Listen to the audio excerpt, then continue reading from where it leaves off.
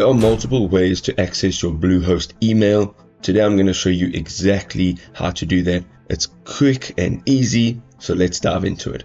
So directly from your home page, you're going to go down and look for hosting. Once you're in hosting, you're going to go over to the right hand side. You're going to scroll down and look for cPanel. Now, once you're in your cPanel, you'll be able to manage everything right here. Just underneath tools, you'll see email and email accounts. You're going to open this up.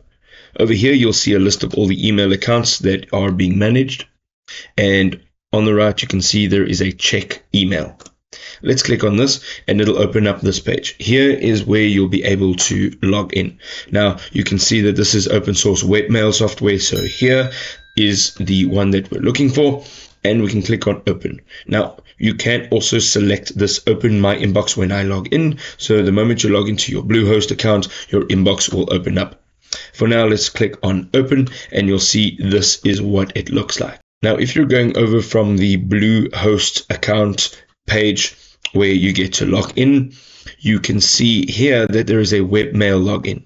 Here, simply, you are going to log in with your email address. You are then thereafter going to be prompted to enter your password that is associated with that email account, and you'll be able to get to this exact page.